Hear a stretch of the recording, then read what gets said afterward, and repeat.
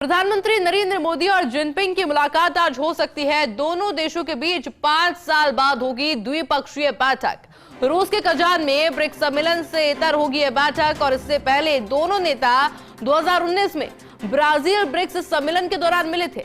Kazan में कल शाम एक प्रेस वार्ता में विदेश सचिव विक्रम मिस्री ने यह पुष्टि की है। हालांकि बैठक के बाद भारत और चीन के रिश्ते सामान्य होने की उम्मीद भी जताई जा रही है। प्रधानमंत्री नरेंद्र मोदी और जिनपिंग की मुलाकात पर दुनिया की नजरें टिकी हुई है।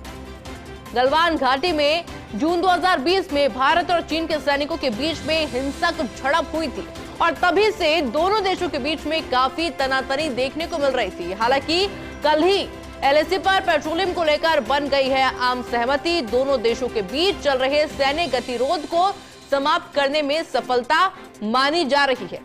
लेकिन आज की मुलाकात भी अपने आप में काफी ज्यादा महत्वपूर्ण है। जब प्रधानमंत्री नरेंद्र मोदी और जिनपिंग की मुलाकात होगी, 5 साल बाद ये द्विपक्षीय बैठक होगी। रूस के कजान में ब्रिक्स सम्मेलन से इतर ये बैठक होने वाली है और पूरी उम्मीद जताई जा रही है कि इससे दोनों देशों के जो संबंध है वो बेहतर होते हुए नजर आएंगे। क्योंकि इससे पहले की अगर बात की जाए, यानी कि बात की जाए 2019 की, जब ब्राजील ब्रिक्स सम्मेलन के दौरान ये मुलाकात हुई थी। कजान में कल शाम एक प्रेस वार्ता हुई और उसी प्रेस वार्ता में विदेश सचिव विक्रम मिस्री ने इस मुलाकात की पुष्टि भी कर दी है। हालांकि इस बैठक के बाद, इस वार्ता के बाद, इस मुलाकात के बाद भारत और चीन के रिश्ते सामान्य होने की पूरी उम्मीद जताई जा रही है। प्रधानमंत्री नरेंद्र मोदी और जिनपिंग की मुलाकात पर अब पूरी दुनिया की, यानी कि साफ तौर पर समझा जाए अलग अलग देशों की, तमाम देशों की नजरें टिकी हुई है कि इस मुलाकात के बाद दोनों देशों के रिश्ते कितने मजबूत होते हैं। हालांकि गलवान घाटी में जून में जो हिंसक झड़प हुई थी, तब दोनों देशों के बीच में संबंध बिगड़ते हुए नजर आए थे और उस लिहाज से भी ये द्विपक्षीय बैठक, ये वार्ता काफी ज्यादा महत्वपूर्ण मानी जा रही है।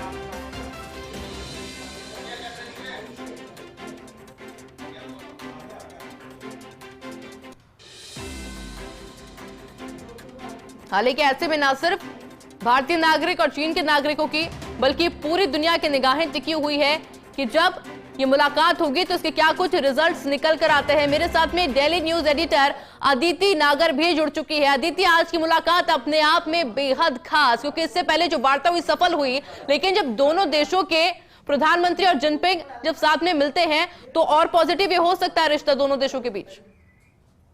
बिल्कुल, देखिए जो ब्रिक्स की जो ये बैठक है, इसमें अगर हम समय की बात करें भारत के हिसाब से, भारत के टाइम के हिसाब से, तो 4:40 से दोनों की मुलाकात होनी है। और शायद रशिया, दरअसल ब्रिक्स को देखा जाता है एंटी पश्चिम ग्रुप, और ब्रिक्स का जो आइडिया ऑफ कंसेप्शन था वो भी इसलिए था कि जो विकासशील देश हैं वो पश्चिम के साथ उनको कॉम्पीट कर सकते हैं, उनको चुनौती दे सकते हैं। और यही वजह थी कि सबसे पहले रिक्स, यानी कि रशिया, इंडिया, चाइना एक साथ एक थॉट प्रोसेस के लिए और सही मायने में इकोनॉमिक डेवलपमेंट के लिए साथ आए थे। लेकिन फिर ब्राजील भी साथ आया और इसी वजह से ब्राजील, रशिया, इंडिया, चाइना और बाद में जब साउथ अफ्रीका आया तब इसे ब्रिक्स कहा।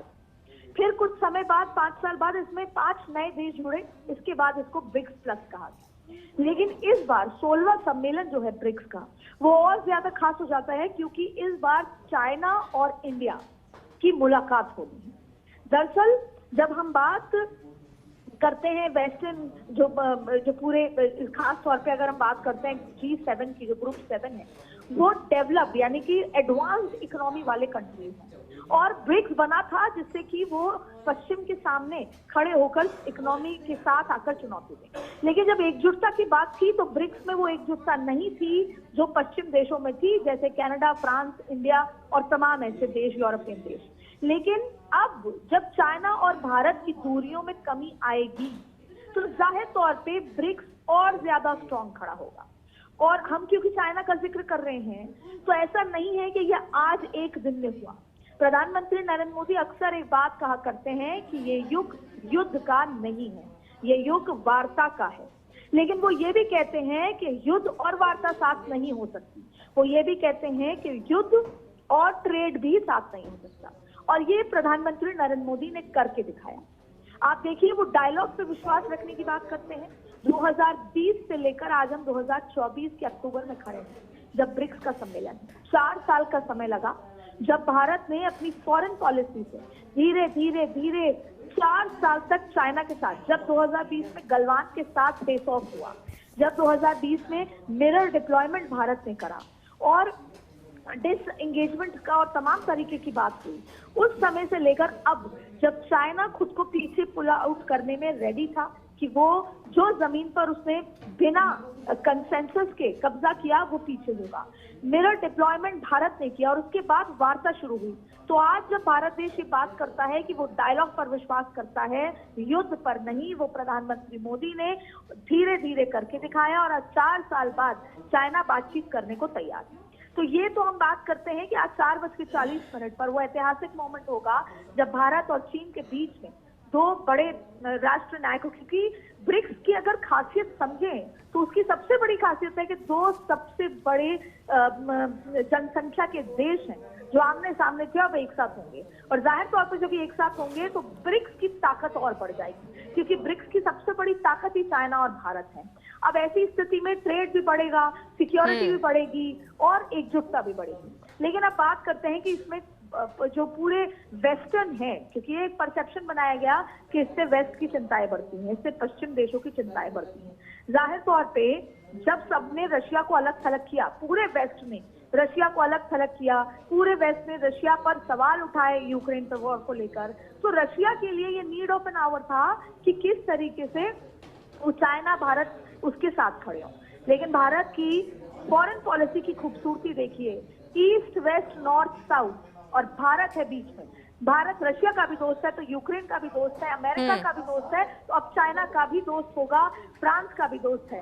तो भारत इकलौता ऐसा डिनोमिनेटर है जो सारे बड़े कंट्रीज के बीच में एक ब्रिज की तरह है। भारत इकलौता ऐसा देश है जो साउथ ग्लोबल में एक लीडर की तरह है। इसीलिए आप देखिए, ईरान भी ब्रिक्स में आता है, ईरान और इजराइल भी युद्ध में चल रहे हैं, रशिया भी युद्ध में ईरान को या रशिया को समझा सकता है।